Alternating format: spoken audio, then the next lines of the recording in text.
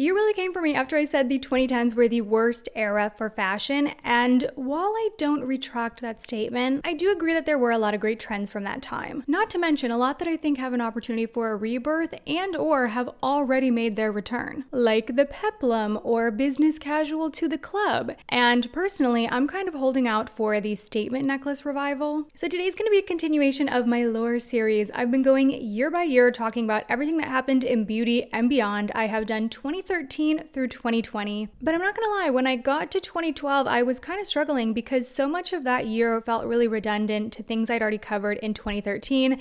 And then when I was starting to think ahead, I'm like, a lot of 2011 and 2010 was all kind of similar. The fashion and beauty trends and even just standout products were not nearly as distinct as they were in subsequent years. And that's not to say those years didn't have their own noticeable trends, but I do think it speaks to the sped up trend cycle we're experiencing now in the 2020s. And I was feeling like it was almost more interesting to kind of dissect this chunk of time all together instead of breaking it down year by year. So today we're doing an amalgamation. We're doing 2010, 2011, and 2012, aka the early 2010s. And you might consider 2013 part of the early 2010s, but I've already done a video on that. It'll be linked here. The full playlist will be linked as well. So first we need to transport us back to this time by talking about the top songs of the year. 2010's #1 song was TikTok by Kesha. This one does not surprise me at all. I feel like that song kind of defined my high school years.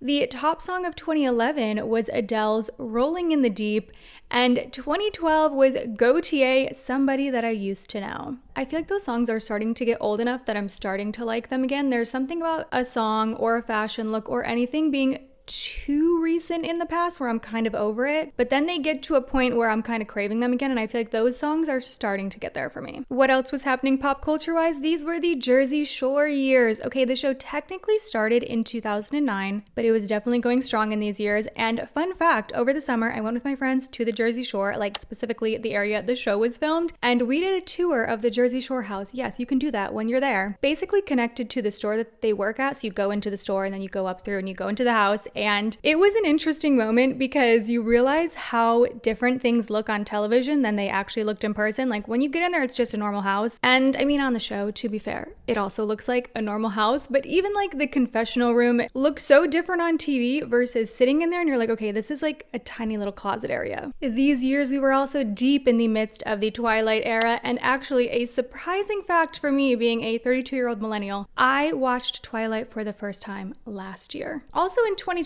the first Hunger Games came out. A lot of very popular television shows started in this time. A lot of popular shows also ended in this time. 2012 brought us the final seasons of Gossip Girl, Desperate Housewives, and the start of the final season of The Office. Also, 2010 was the year of the Lady Gaga meat dress, which is funny to think back on now because I think people look back at that as a very iconic moment, but at the time it was kind of polarizing. People were like, what is this like weird publicity stunt? Why is she doing this? Certainly plenty of people thought it was really cool and edgy, but at the time it was like a kind of moment. But today it's like, oh my gosh, the meat dress. Like I see people today still in 2025 doing that for Halloween. Ooh, 2011 was the year of Rebecca Black's song Friday. Okay, super fun fact. I saw her last summer. She is a DJ now, and I went to a set she did in Brooklyn and she performed Friday, and it was amazing. I'm not gonna lie. That sounds like a crazy thing to say. Like if you would have told my 2011 self that I would have paid as much money as I did to go see Rebecca Black perform on a rooftop in Brooklyn, I would have been like, excuse me? Another popular song from YouTube at the time was the Bed Intruder song. Okay, this was quite the viral moment. This one is really crazy to me. Looking back on that, it is shocking how insensitive the whole situation was, because this was a video clip where someone was being interviewed after saving his sister from an attacker that broke into her home to SA her. And I know the way he phrased things in the news clip, like people thought was funny, but I'm sure adrenaline was very high. He was scared. It was likely one of the scariest moments of his life. So to see the entire internet mock it and then make a song out of it is so crazy to think back on. This song was not just a niche moment either. I can't even emphasize how big this was. It made it onto the Billboard Top 100 charts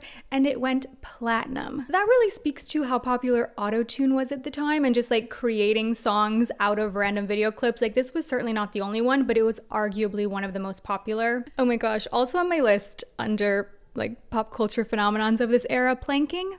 We were just laying on stuff. I don't know.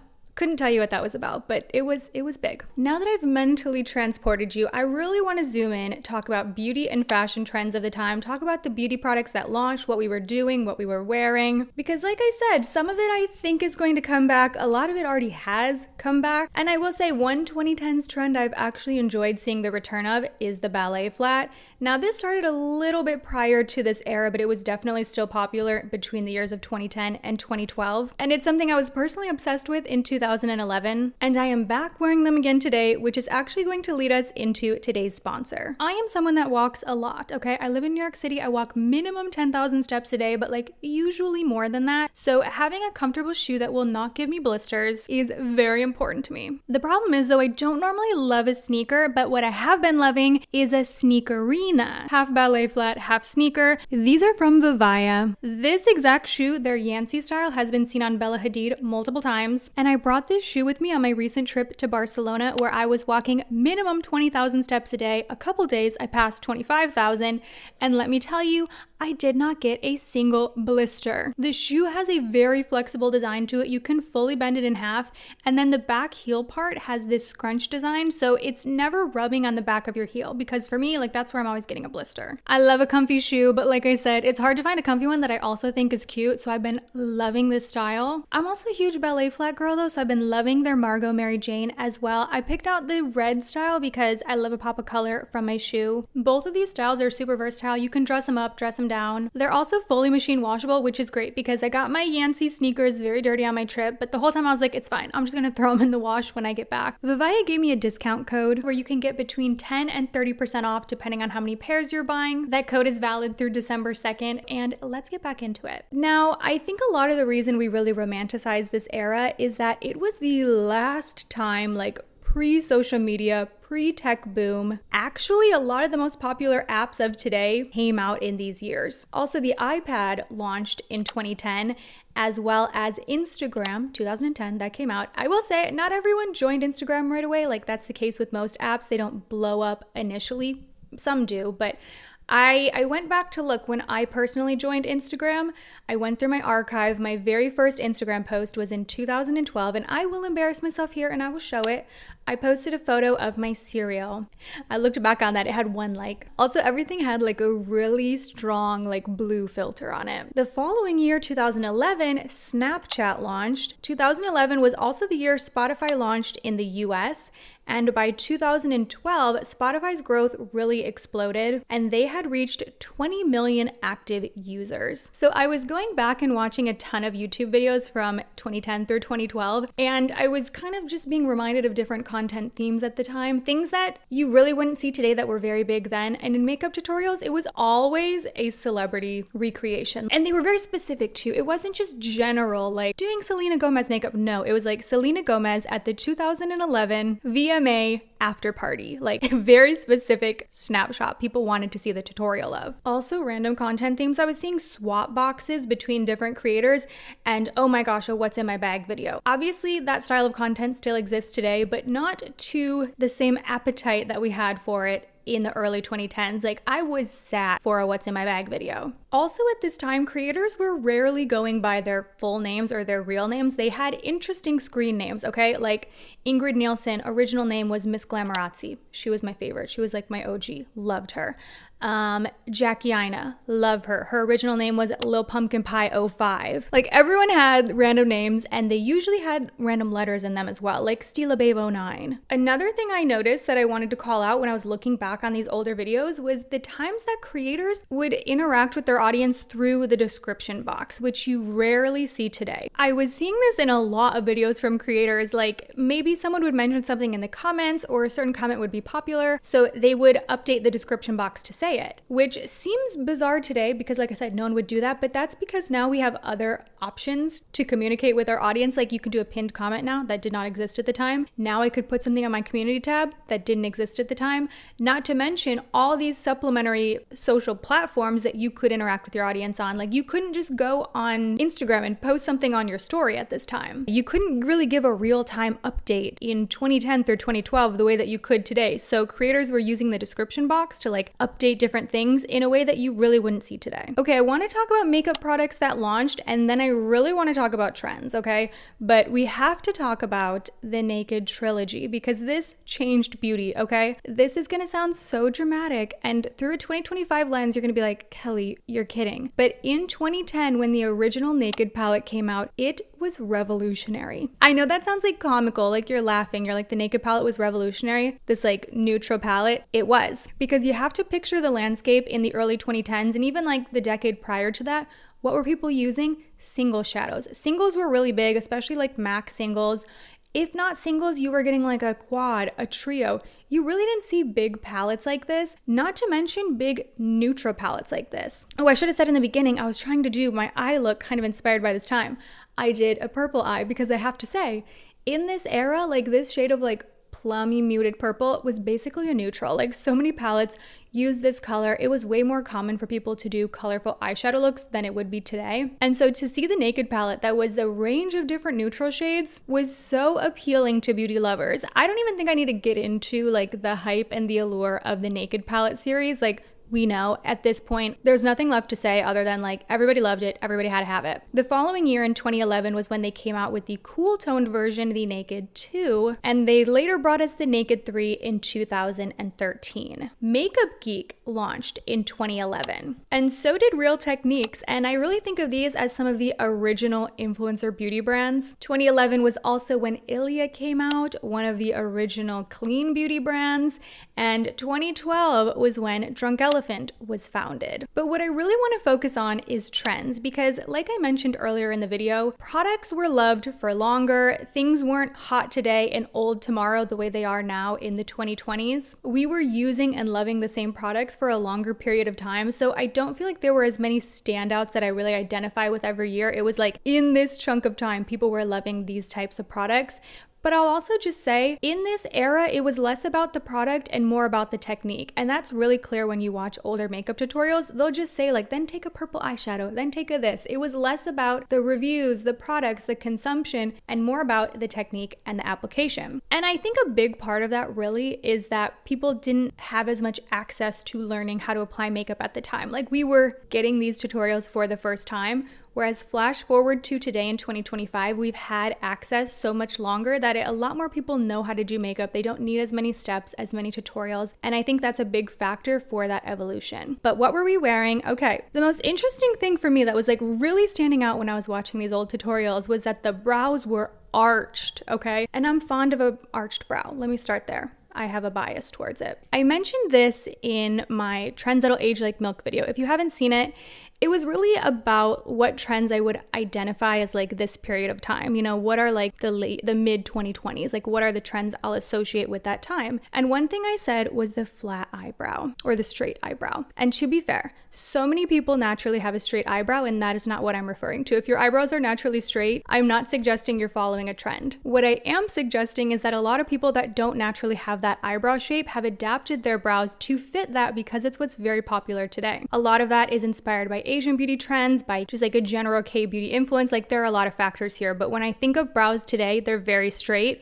And that was super apparent to me when I was looking at these videos. Biggest one, okay, here's a Carly Bible video from that era. I was like, oh my gosh, the brows were so arched. And then I was like, are her brows that arched today? I click on a video of hers from like a month ago. No, it is night and day. But we really loved that curvy arched brow look. Another thing I was noticing is that no one was really wearing blush. Now, I'm speaking in hyperbole here. Plenty of people were wearing blush, but the blush just wasn't visible. It's not something you see on the face the way you do in 2025. The tones we were using were muted. They weren't super bold. It was not the star of the show. It was kind of an afterthought. Like the blush was there, but it didn't stand out the way it does today. And like I mentioned earlier, people were wearing a lot more colorful looks. Now, to be fair, a lot of the content that is available online from this time was from makeup focused creators. Like naturally they're wearing more colorful eyeshadow looks than the average person. But even anecdotally, like I remember seeing my aunts and people in my life like wearing green eyeshadow, wearing blue eyeshadow. It was very muted. It wasn't super bold. They weren't doing cut creases, but we were still wearing these softer versions of colorful shadows. Like I said, I kind of tried to do a look inspired by that today. It's not quite historically accurate, but I did try to include those purple tones and also satin eyeshadows, because I feel like satin really was king at the time, not as much matte and definitely not like the glittery, sparkly shadows of today. On the lips, we were wearing pink, okay? It was either a milky, buttery, ew, that is not the word I meant. What word did I mean to say? It was like a sheer milky color, okay? Think Turkish Delight, think White Russian. And if not that, when we were going for a bold shade, it was fuchsia. I think I blocked this out of my memory, and then when I was going back and looking at all these old videos, I was finding like old celebrity like red carpet looks. I'm like, oh my gosh, everyone is in a fuchsia lip, which is so interesting because I don't think I've seen anyone wear a fuchsia lip in years. And that's not to say people don't, but not the way we did in the early 2010s. Also with lip, people weren't really wearing lip liner. Now, I'm making a huge generalization there. Plenty of people were, and I was still seeing lip liner used in tutorials, but not the way we use lip liner today. People were not overlining. If you were seeing someone use lip liner in a tutorial, it was the same shade as the lipstick, and they were keeping it exactly on the lip line, not even a millimeter outside of it. The side bangs were also still holding on. I would say they had their heyday a little earlier than this, but they were definitely still prominent. The sock bun, also super trendy at the time. I loved a sock bun. This was one you would either create with like literally a sock. Like you could go out and buy one, or you could take a sock, cut the top off, roll it down, and put that on your head. They were everywhere. And it was always paired with the like business casual outfit for a very casual event. Okay, the next thing I wrote in my notes was nail polish ? I was noticing the weirdest thing. In every makeup related video, every favorites video, so many creators were mentioning nail polish, nail polish, nail polish, nail polish. And I know that feels so bizarre for me to say of like, nail polish was popular at the time. But to really contrast 2025, I never hear anyone talk about nail polish or recommend nail polish. Every favorites video, every lifestyle creator, everything had a nail polish section at the time, which you do not see today. And it was also really common for the nail polish to be Zoya. Like everyone loved a Zoya now. Ooh, I was also seeing a lot of like random face tools like the Clarisonic spinny face brush. What am I saying? Spinny face brush? That was in a lot of videos as well. That's what we were wearing and doing on our face. What about our body? What about the fashion trends of this era? Okay, and as I mentioned in the beginning, this is where it gets bad. I think this was a bad time for fashion. First things first, the statement necklace ruled this era. It was usually teal. Okay, teal in general, we loved the shade teal. I actually think there is room for a statement necklace revival. I don't think it's going to be the bauble necklace of 2011, but I do think like a chunkier, bigger necklace is on its way, if not already kind of creeping in. I know I had so many of these. I was kind of trying to look back on photos. I wasn't finding too many photos of me wearing them, but just trust me, I know I was wearing it. I know I was participating. I am guilty of all of these, okay? Just so I can make fun of myself here, I did go through and like look for photos I could find of myself wearing some of these trends.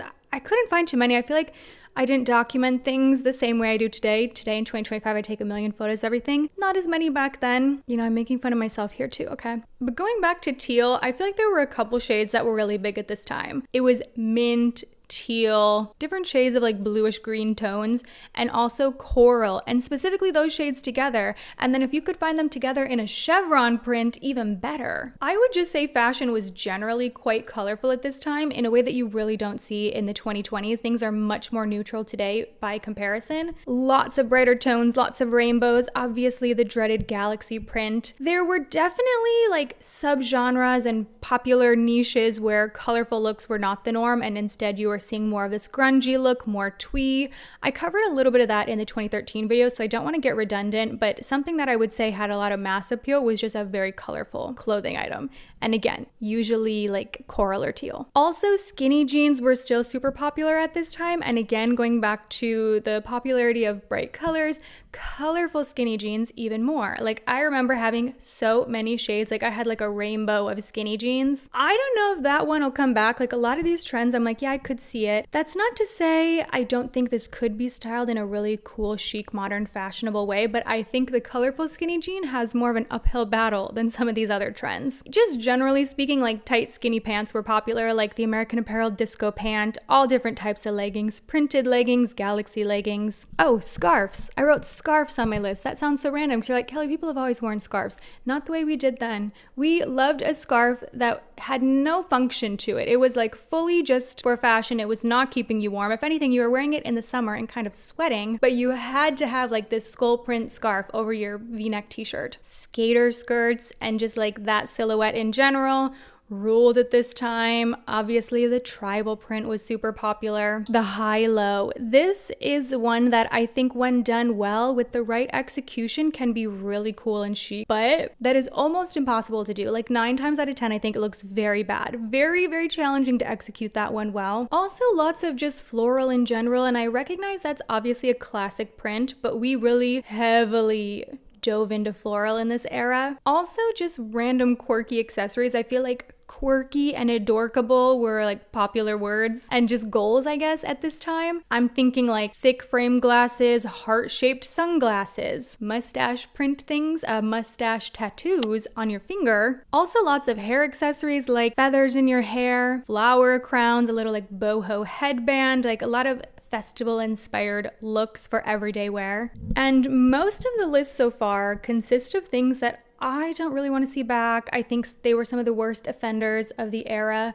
but there are a few trends that I think there is room for to come back, that I'm rooting for. Some of these I think have already started to come back, some I think will, some I just want. So the big one is obviously the skinny jean. That's been back. I wouldn't say it's like fully back, but it has gained popularity in recent years. And I think there's a lot of potential for the skinny jean platform heel combo, which was a staple of this era. It's something I'm kind of coming back around to. I think of like Gabrielle Solis in the last season of Desperate Housewives. She would always wear that, and then the skinny jean, because she's shorter, so the skinny jean was like long and it would almost be like tucked over the shoe in a way that looks a little bizarre but also looks good. I don't know, it's super elongating to the leg, which I think is a big reason people loved it. I could certainly see that coming back. Like I saw some girl on TikTok the other day, she had a pair of platform shoes and she was like, should I get rid of these or do you think they're coming back soon? I'm like, do not get rid of those shoes. It is a matter of time. Like they will be back. Honestly,